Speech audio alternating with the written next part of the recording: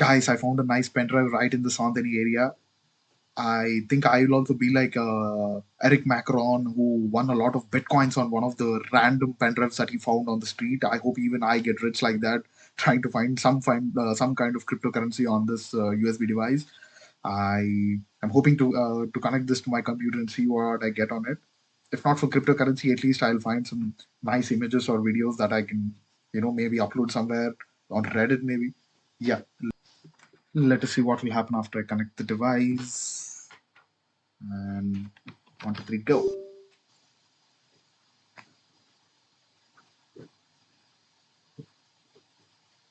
Notepad opened for some reason. What's happening? I don't. My keys are working, but it is still printing something else. Oh, is this how the cryptocurrencies are revealed? Uh, is this supposed to be some secret message? Is this like that movie, The Da Vinci Code or something? Oh, nah, someone is giving me the finger here. Come on, dude. Whoever did this. Oh, man. Oh, come on, man. I thought I'll get rich. I thought I'll find some bitcoins over here, man. I am hacked? Excuse me?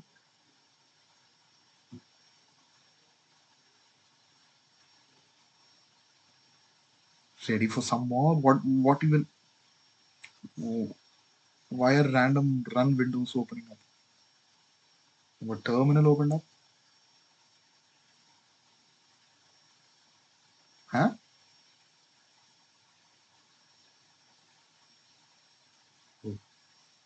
Okay, good luck for what?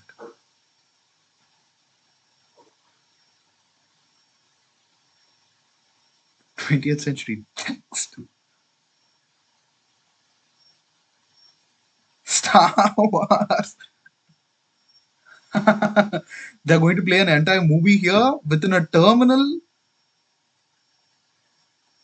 I must agree, that's dope, man. That's really good. What? Seriously going to play all the whole film? Ow. Nice.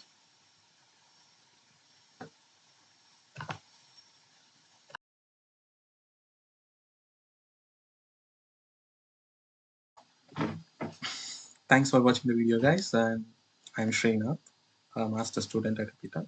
I just played the role as a victim where I'm being compromised my system.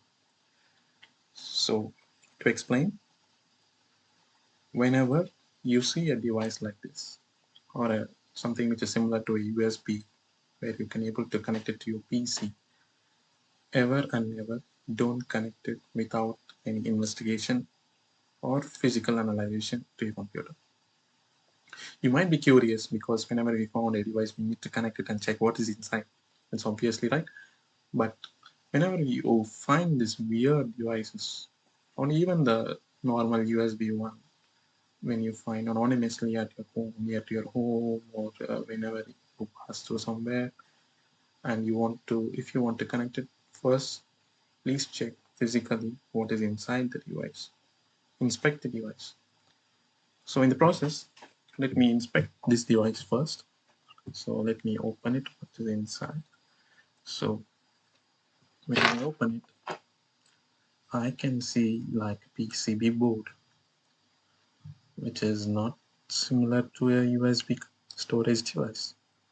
So it has a rhombus shaped one, which is nothing but a microcontroller. And it is also a push button. Which USB storage device will have a push button? No. So this is not a USB storage device. This is something but a microcontroller device where we can download the malicious code and exploit the system.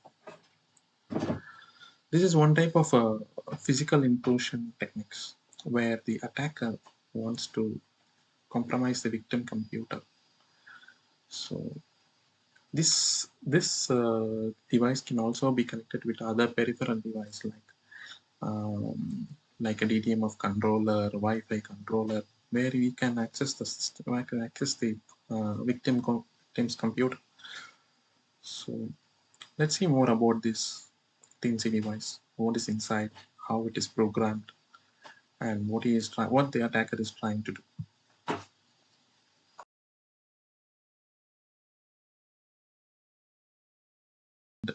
Uh, to know more about Teensy, let's go to the web browser and check. So this is one type of technique. As I said, physical intrusion technique is a bad USB using Teensy. There's one technique where the Teensy is shaped like an USB, in order to exploit the victim computer by the attacker. So there's something similar like this. This can be done like this. This can be done like this. So I just used a normal method, just making a plastic case in order to make it similar to the USB port to connect it to the computer. So this is inside. It's similar to our PCB board. This is called an LC type of Teensy. So let's see what is the Teensy board. So we are using Teensy LC. LC stands for nothing but low cost, and you can get just 11.65 for an attacker to exploit the victim's computer. So as we saw, the ROM was shipped. It's a microcontroller where we can download the malicious code into the controller.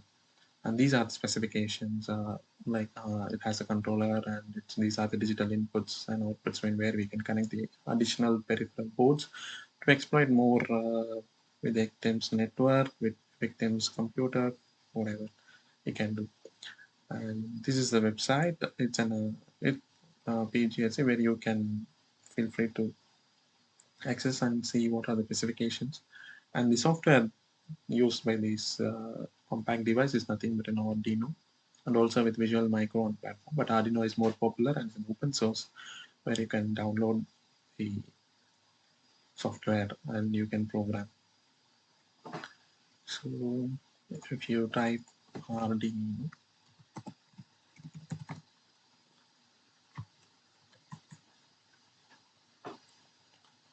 let's see.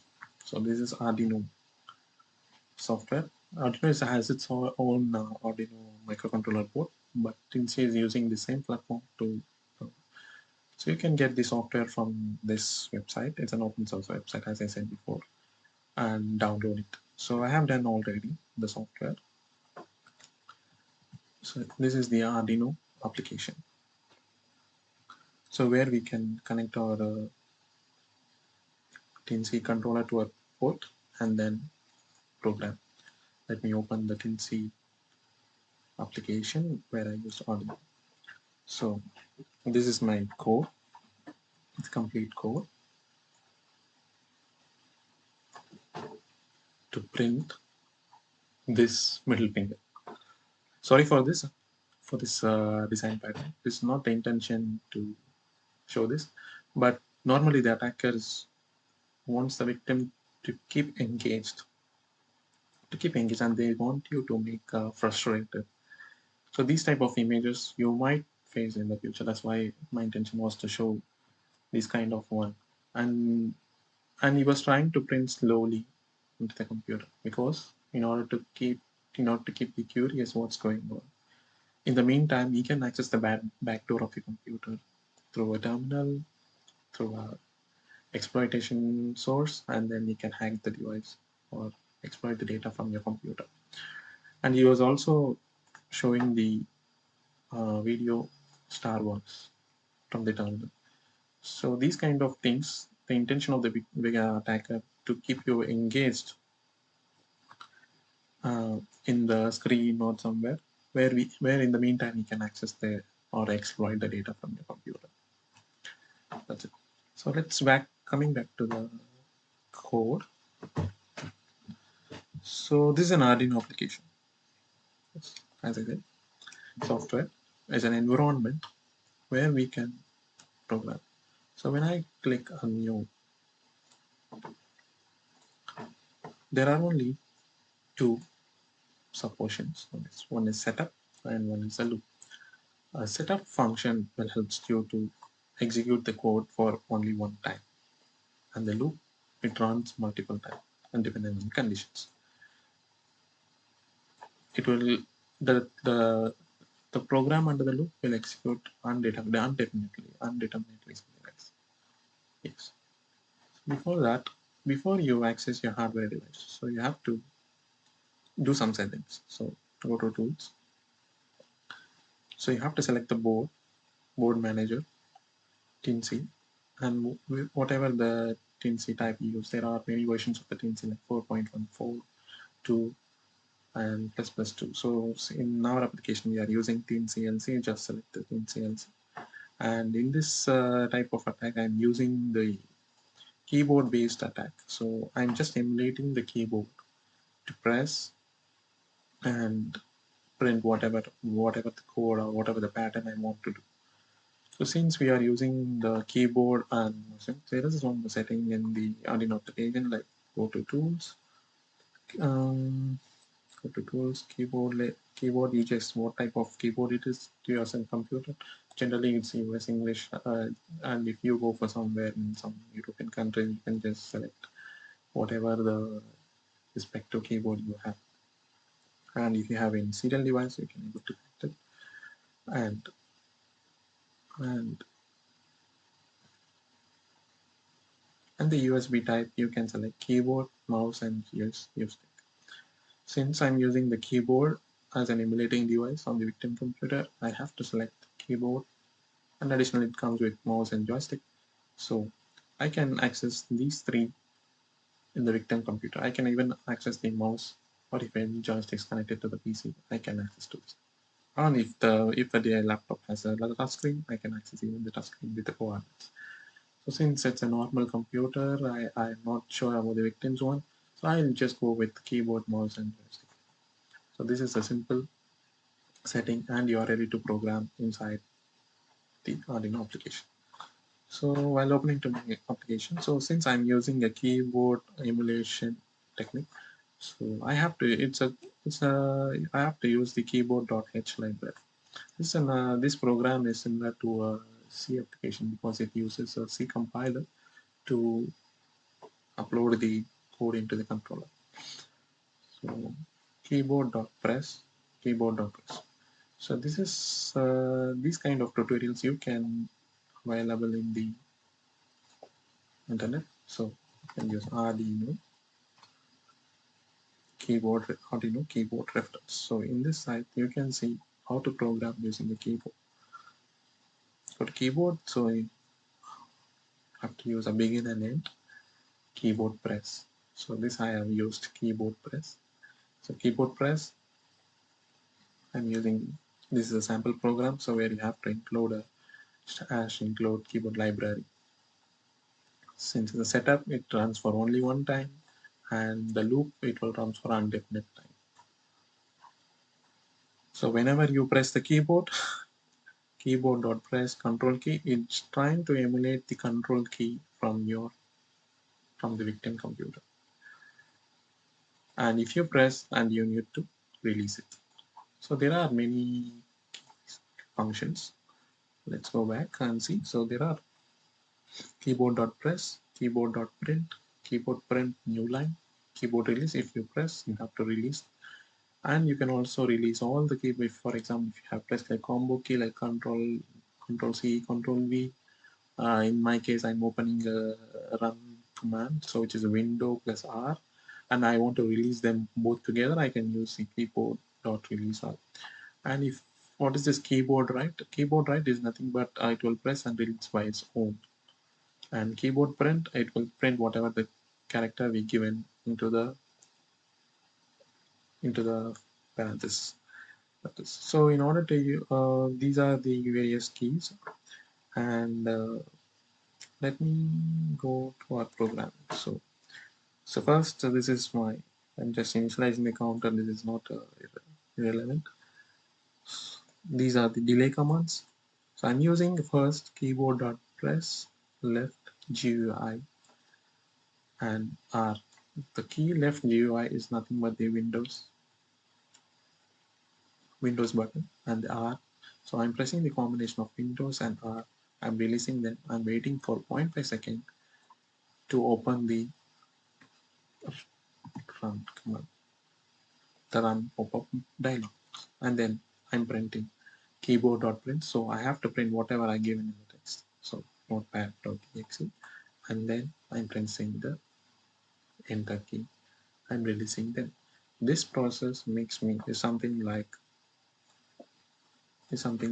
press Windows R, typing notepad.exe, and giving enter. So I want to show the victim the maximized form, so I can press Windows plus up arrow. So this will make the notepad full screen. So this is a simple code. So you can make any combination of the keys, whatever you want to do on your victim computer. You can type using these four: main, press, release, print, and release all. And of course, right, if you don't want to give a press and release, you can use the write command as well. So this is a complete code I can paste in the description of the window. For printing the middle finger, these are the various lines where I used, and I want to print it for only one time. So that's why I have a condition like if counter is less than one. So this is one condition. So I have to print the middle finger only for one time, and if it's more than two, and I have to go to the terminal, and I have to show the Star Wars movie to the victim to make him engaged in the movie. So this is one type of a telnet connection I entered. So in order to make the telnet connection on the victim computer, you can use same technique. Open the Windows menu, Windows Run menu, and then type this package manager to enable the telnet client. So this can be done here like this. So we go to control panel, programs and features, where we have telnet client. This option to be enabled in order to show the Star Wars movies using a telnet client. So this I cannot do in a multiple step, but I can do in a simple way, like typing a package manager telnet client into the run menu, and then I press enter, and again I open a terminal using same technique, left UI. It's nothing, the Windows R menu. I clear whatever the command present. I open command to open the command terminal, and then I maximize it again. And in order to access the telnet website, the terminal, I just go telnet.towel.blinkenlights.nl, where someone is hosted. It's a creative movie. You can just go and watch by typing this command, uh, the entire Star Wars movie. It's amazing. And then I press enter, and I release all the key. And since I'm going to do it for only one time, so I increment the counter, and I'm going to check if counter is only equal to 1, I'm going to execute this. So once the counter is 1, the commands are no more executed in the loop. That's why I initialize the counter in the beginning as 0. So this is the complete code, uh, where you can see this notepad opening and printing this finger, and also making furious and frustrated showing this kind of images, and telling you are hacked, and displaying the movie as well. So, and if you want some more keys about what are the various Windows definite keys instead of alphabets, you can also go to the keyboard press site. There is a tutorial like modifier keys, like you can see it's a left control. What is hexadecimal? You can directly either use 128, or you can also type key left control, key left shift. So the special keys are also listed here, like key F1, F2, and home. You can make use of it. And also there is an ASCII table. You can just click on this. You can see the various ASCII, like null, device control, some extended ASCII code characters, and what is the letter A, capital A, small a, So these try to feel free to visit this ASCII table website as well. You can use them directly in your code. So in my case, I would have used C32. C32 is nothing but a space bar. You can visit the website and recheck. It's a space bar. Sometimes I also use directly the key left UI. And if you are using a character, just give it in the single quotes. So these are some tutorials. You can find them in the Arduino application software in the development environment. So thanks for watching the video, guys. So try to be, as mentioned, try to be analyze the physical device before connecting it, and you can also write a victim code and do it. Okay.